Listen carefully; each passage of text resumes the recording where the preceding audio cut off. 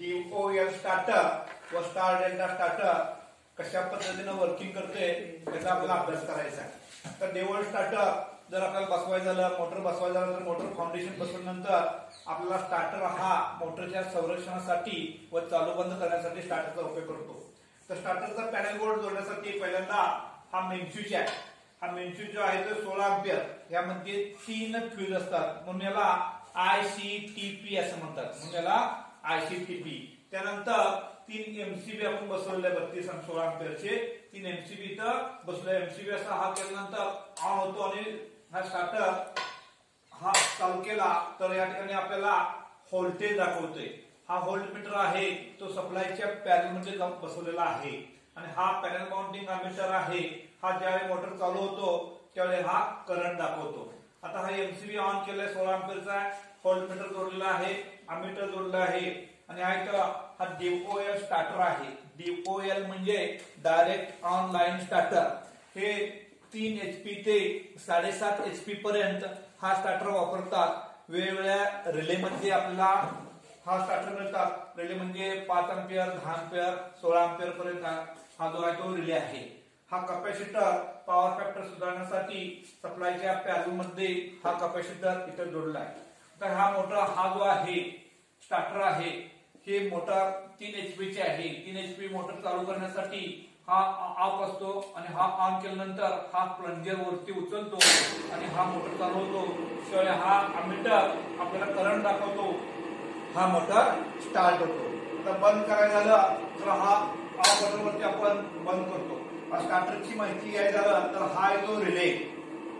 इकडच्या बाजूला हिरवा स्विच जो असतो तो ऑन आणि तांबडा स्विच असतो तो ऑफ। इथं NVC कॉइल बसवलेला आहे। ज्यावेळी NVC कॉइलला 2 फेज सप्लाय मिळतो त्या कॉइल मध्ये चुंबकीय शक्ती निर्माण होते आणि असा हा प्लंजर वर उचलला जातो। त्यानंतर मोटर स्टार्ट होते। ज्यावेळी लाईट गेली समजा किंवा आपण पाणी संपलंय किंवा इंडस्ट्रीमध्ये वापरलं बंद करायचं आहे त्यावेळी ऑफ बटन असते, तर आपण ऑफ बटन दाबले की मोटर खंडित होतो।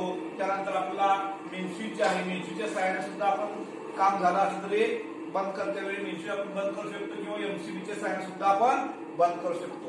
हा जे मोटर आहे ते 3 HP ते 7.5 HP पर्यंत DOL स्टार्टर MK1 यामध्ये MK2 असे प्रकार आहेत हे वापरतात। ज्यावेळी प्लंजर वर उचलला जातो त्यावेळी या ठिकाणी हा ऑन असा येतो, त्या ठिकाणी हा ऑन त्या याच्यामध्ये दिसतो काचेत याच्यामध्ये, आणि ज्यावेळी इथं ऑफ होतो इथं ऑफ दिसतोय। हा जो स्विच आहे ऑन सॉकेट आहे आणि हा आहे तो ऑफ सॉकेट आहे।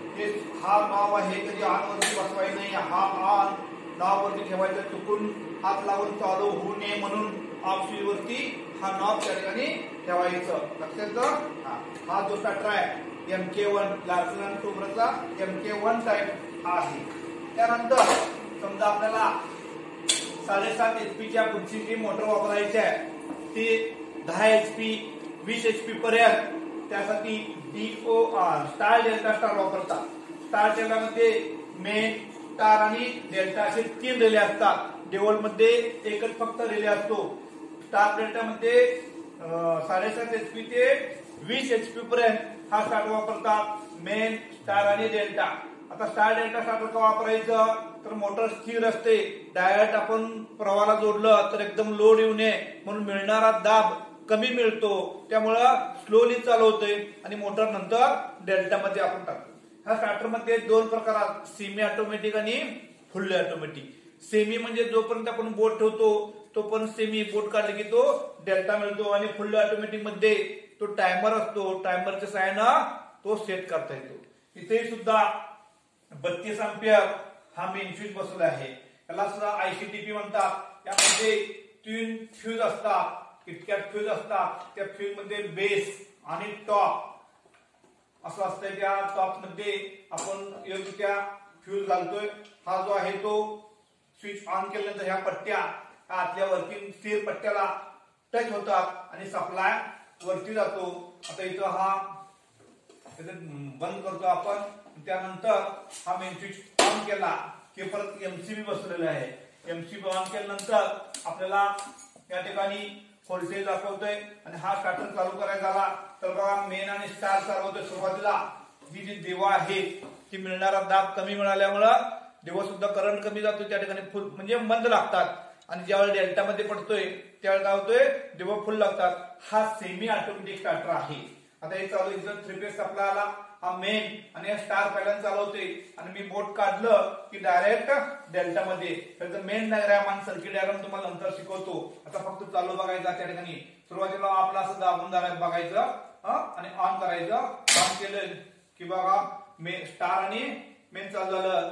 हा मिळणारा दाब कमी मिळाला म्हणून साही बल त्या ठिकाणी डिम पेटले आणि हा डेल्टा मध्ये पडला, तर त्या ठिकाणी हा म्हणजे फुल दाब मिळाला. त्या मोटरच्या ऐवजी आपण बल जोडलेले आहे.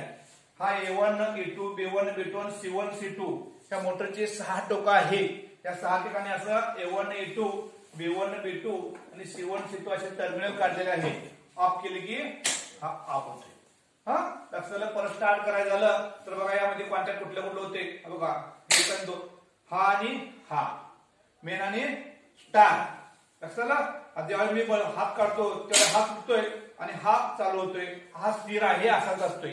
लक्षात हा स्टार कॉन्टॅक्टर आणि हा मेन कॉन्टॅक्टर आणि हा डेल्टा. डेल्टा मध्ये फुल्ल लोडला आपल्याला मिळतोय, दाब मिळतोय आणि त्या ठिकाणी बल फुल्ल पेटतात. लक्षात 7.5 HP च्या जी मोटर्स आहेत त्या ठिकाणी हा स्टार्टर वापरतात.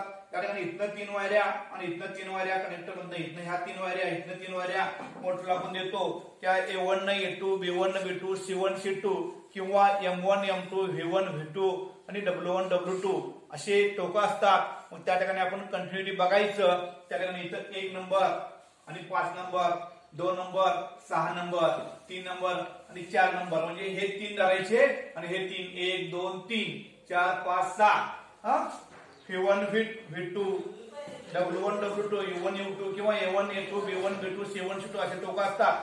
ज्या आलेल्या वायर टर्मिनल असतात मोटरच्या त्या ठिकाणी आपण मल्टीमीटरनं STLनं कंटिन्युटी बघायचं. कंटिन्युटी बघितल्यानंतर एक आपण स्थिर धरायचं. एक बघितलं तर 1 नंबरला आणि 5 नंबरला जोडायचं. 2 नंबरला 4 नंबरला जोडायचं. 2 नंबरला 6 नंबरला जोडायचं. 3 नंबरला आणि 4 नंबरला जोडायचं. सर समजा मोटर चालू झालं आणि फ्यूज गेलं, फक्त 3 आणि 4च्या वायऱ्या काय करायच्या चेंज करायच्या म्हणजे आपल्याला मोटर परत सुरळीत चालू. आता हे बंद केले की बंद होईल. किती झालं?